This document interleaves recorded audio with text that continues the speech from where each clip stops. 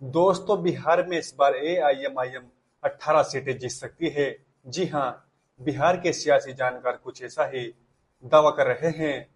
चलिए आपको जानकारों के दावों के पीछे का आधार बताते हैं।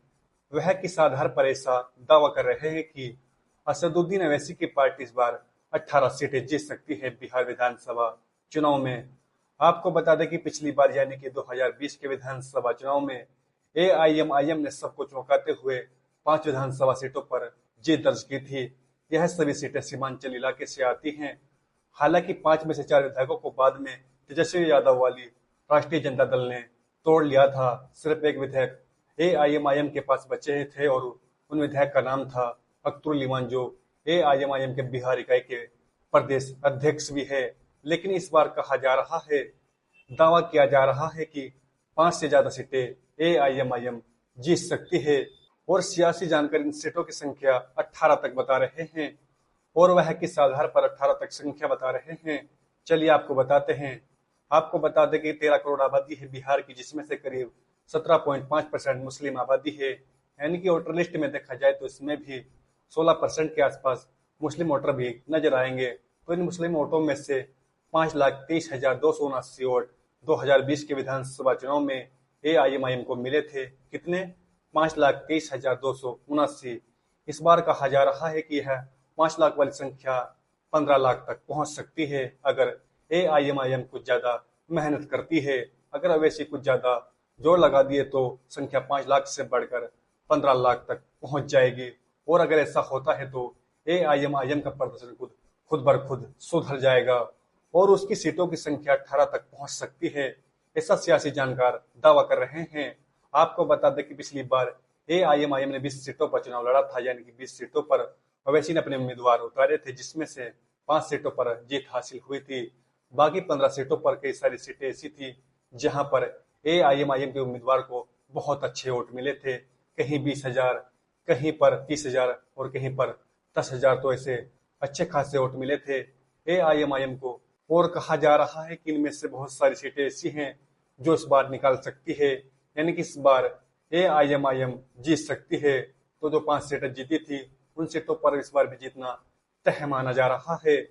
कहा जा रहा है कि जो 4 विधायक आरजेडी में गए थे उनकी वजह से उनके जो विधानसभा क्षेत्र हैं वहां पर लोगों के बीच काफी गुस्सा है। वो लोग कह रहे हैं कि हमने आपको एआईएमआईएम के उम्मीदवार के तौर पर जिताया था, लेकिन आप जीतने के बाद पाला बदल लिया। इसी वजह से इस बार हम आपको वोट नहीं देंगे। तो 5 सीटें जो 2020 के विधानसभा चुनाव में जीती थी, इस बार भी संभावना जताई जा रही है कि उन 5 सीटों पर तो जीत मिल ही जाएगी। इसके अलावा बहुत सारी सीटें ऐसी हैं जहां पर 20,000, 25,000, 15,000 वोट मिले थे। उन सीटों पर भी अगर एआईएमआईएम अच्छे से मेहनत करती है तो उनमें से भी कई सारी सीटें निकल जाएंगी। इसके अलावा कई सारी सीटों पर इस बार एआईएमआईएम के पक्ष में बयार दिख रही है। एआईएमआईएम के पक्ष में थोड़ी बहुत लहर दिख रही है। अगर उस लहर को वोटों में तब्दील कर ले जाती है पार्टी तो निश्चित तौर पर उन सीटों पर भी एआईएमआईएम का परचम लहरा सकता है। तो कुल मिलाकर बात ऐसी है कि 5 सीटें जो आपके पास पहले ही थी, 5 सीटें अभी भी आपके पास हैं। बस आप पर निर्भर करता है कि 5 वाली संख्या आप 10 तक कैसे पहुंचाते हैं, 15 तक कैसे पहुंचाते हैं। लेकिन जो सियासी गुणगणित लोग कह रहे हैं वह अपने सियासी गुणगणित के आधार पर दावा कर रहे हैं कि 18 सीटें ऐसी हैं जहां पर एआईएमआईएम इस बार जीत सकती है।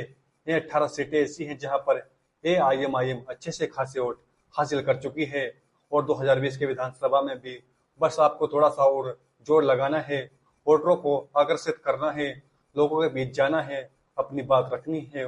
और एक बात और निकल कर सामने आ रही है कि असदुद्दीन अवैसी जितनी भी ज्यादा विधानसभा क्षेत्रों में जाएंगे, जितने भी ज्यादा लोगों में जाएंगे, उतना ही ज्यादा एआईएमआईएम के पक्ष में वोट गिरेंगे। यानी कि एआईएमआईएम प्रमुख असदुद्दीन अवैसी अगर जोर लगाएंगे तो वह इस बार एआईएमआईएम कुछ कमाल दिखा सकती है बिहार में, बिहार विधानसभा चुनाव में। और उसका कमाल आरजेडी को काफी चोट पहुंचाएगा, नुकसान पहुंचाएगा, क्योंकि आरजेडी ही वो पार्टी है जो लगातार एआईएमआईएम के गठबंधन में दरवाजे बंद किए हुए है। एआईएमआईएम की ओर से प्रदेश अध्यक्ष अख्तरुल इमान, राष्ट्रीय अध्यक्ष असदुद्दीन अवैसी लगातार कह रहे थे कि हमें महागठबंधन में शामिल कर लो। अभी भी बहुत सारे लोग कह रहे हैं, लेकिन आरजेडी ने शामिल करने से इनकार कर दिया। आरजेडी जिद पर अड़ी रही कि हमें असदुद्दीन ओवैसी की पार्टी को अपने गठबंधन में शामिल नहीं करना। इसके बाद एआईएमआईएम ने फैसला किया कि वह अपने दम पर चुनाव लड़ेंगे और अपने दम पर अच्छा चुनाव लड़कर अच्छा प्रदर्शन कर लालू प्रसाद यादव और तेजस्वी यादव को जवाब देंगे, मुंह तोड़ जवाब देंगे। तो एआईएमआईएम की रणनीति तैयार है। इस रणनीति पर अगर अच्छे से काम होता है, अगर एआईएमआईएम के नेता अच्छे से मेहनत करते हैं तो निश्चित तौर पर बिहार की जो मुस्लिम आबादी है वो इस बार अवैसी को अच्छे खासे वोट देने जाने वाली है।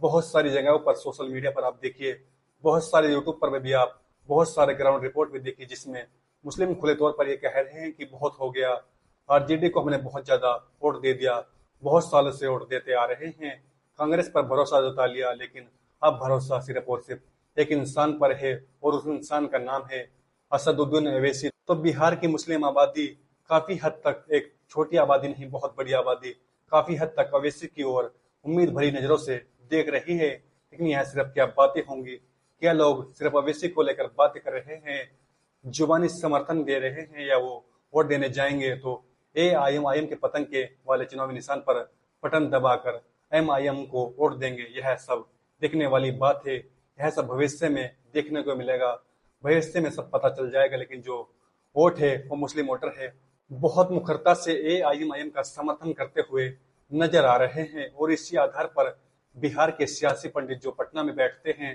वो लगातार भविष्यवाणी कर रहे हैं कि इस बार एआईएमआईएम बहुत अच्छा प्रदर्शन कर सकती है और इस प्रदर्शन का आंकड़ा 18 तक जा सकता है, यानी 18 विधानसभा के सदस्य विधानसभा में पहुंच सकते हैं एआईएमआईएम के।